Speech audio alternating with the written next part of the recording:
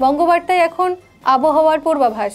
তীব্র গরমে হাঁসফাঁস দক্ষিণবঙ্গের পশ্চিমের জেলাগুলি। পশ্চিম বর্ধমান, পশ্চিম মেদিনীপুর, বীরভূম ও ঝাড়গ্রামে আজ থেকেই তাপপ্রবাহ চলছে। আগামীকাল যোগ হবে পুরুলিয়া ও কলকাতাও। বাকি জেলাগুলিতে তাপমাত্রা স্বাভাবিকের চেয়ে 3-4 ডিগ্রি বেশি থাকবে। তবে 20 ও 21শে মার্চ বৃহস্পতি এবং শুক্রবার দক্ষিণবঙ্গে বৃষ্টির পূর্বাভাস জানাচ্ছে আলিপুর আবহাওয়া দপ্তর। দক্ষিণবঙ্গের জেলাগুলিতে বর্তমানে দিনের তাপমাত্রা স্বাভাবিকের থেকে অনেকটাই বেশি রয়েছে। বিশেষ করে পশ্চিমের জেলাগুলো প্রায় 4 থেকে 6 ডিগ্রি মতো বেশি রয়েছে দিনের সর্বোচ্চ তাপমাত্রা।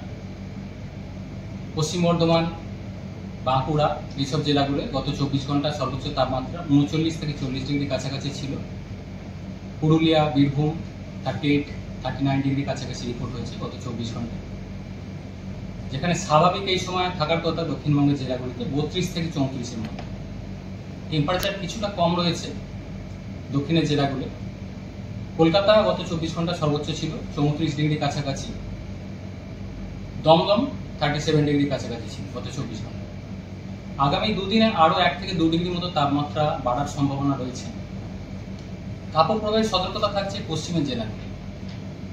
15 তারিখে আজ তাপপ্রবাহের সতর্কতা রয়েছে পশ্চিম বর্ধমান, বাঁকুড়া, ঝাড়গ্রাম, পশ্চিম মেদিনীপুর, বীরভূম এই জেলাগুলো 2-1 জায়গায় তাপপ্রবাহ অর্থাৎ যেটা বলা হয়েছে যে 40 ডিগ্রির বেশি তাপমাত্রা, সর্বোচ্চ তাপমাত্রা এবং স্বাভাবিকের থেকে 5 ডিগ্রি বা তারও বেশি। Bureau report, Bangabarta.